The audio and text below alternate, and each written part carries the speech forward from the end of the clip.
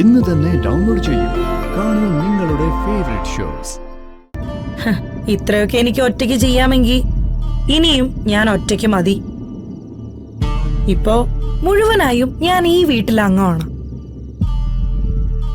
രമാദേവിയുടെ മൂത്ത മരുമകളുടെ സ്ഥാനത്തിരിക്കുമ്പോ പണ്ട് നമ്മൾ ഒരുമിച്ച് കളിച്ച് വളർന്നതും അമ്മ ചോറ് വാരി തന്നതും അച്ഛൻ തോളത്തെടുത്ത് നടന്നതൊന്നും എനിക്ക് ഓർക്കാൻ പറ്റില്ല. നിങ്ങളും അതുപോലെ എന്നെ കുറിച്ച് ഓർക്കണ്ട. ഇവിടുത്തെ മൂത്ത മരുമകൾക്ക് ബാക്കി ജോലിക്കാർ തരുന്ന ബഹുമാനത്തിനപ്പുറം ഒന്നും നിങ്ങൾ എനിക്ക് തരണ്ട.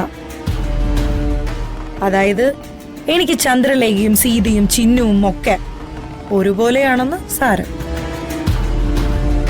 ചേച്ചി എന്നുള്ള ആ പഴയ വിളി അറിയാതെ പോലും നിന്റെ നാവിൽ നിന്നും വരരുത്. മാഡം, അങ്ങനെ വേണം ഇനി മുതൽ നീ വിളിച്ചു ശീലിക്കാൻ.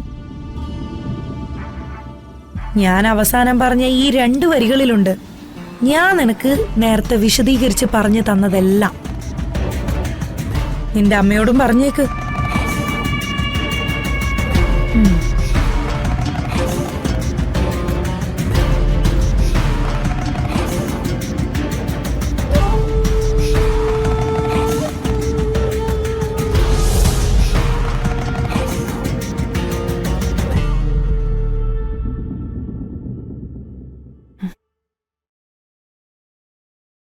ഇനി ഇവിടെ നിന്നാ ശരിയാവില്ലമ്മ.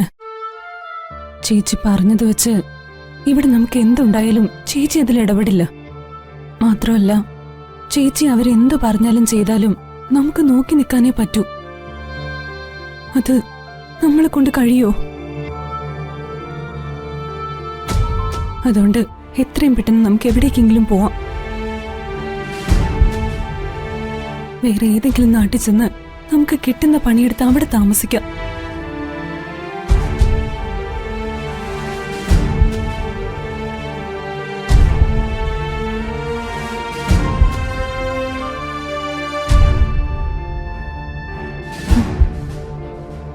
എപ്പോഴാ പോകുന്നേന്ന് പറഞ്ഞ ബാഗൊക്കെ ഞാൻ പാക്ക് ചെയ്ത് തരാം.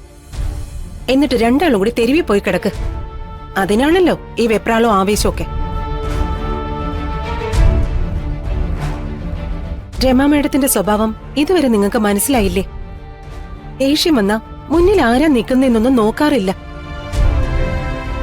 ഇന്നത്തെ ഈ പ്രശ്നം കൊണ്ട് ഇവിടുന്ന് പോകാനാണ് തീരുമാനമെങ്കിൽ ഞാൻ നിങ്ങളെ തടയാനൊന്നും പോകുന്നില്ല. പിന്നെ എങ്ങോട്ടാ പോകുന്നതെന്ന വ്യക്തമായ തീരുമാനമില്ലാതെ സീതയെ ഞാൻ ഇവിടുന്ന് എങ്ങോട്ടും വിടാനും പോകുന്നില്ല.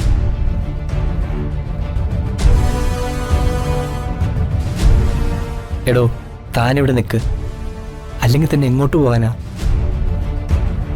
താൻ കണ്ടിട്ടുള്ളതല്ലേ എനിക്കും ചന്ദ്രാമ്മയ്ക്കും ഇടയ്ക്കിടയ്ക്ക് കിട്ടുന്നത്. അതും പറഞ്ഞ് താൻ എന്നെ കളിയാക്കാറുള്ളതല്ലേ. ഇഷ്ടമല്ലാത്തത് കണ്ടാൽ വഴക്ക് പറയും, ചിലപ്പോൾ തല്ലും. എങ്കിലും ഇവിടെ നിൽക്കുമ്പോൾ ഒരു സുരക്ഷിതത്വം നിങ്ങൾക്ക് വേറെ എവിടെയും കിട്ടില്ല. ബാക്കിയൊക്കെ തൻ്റെ ഇഷ്ടം.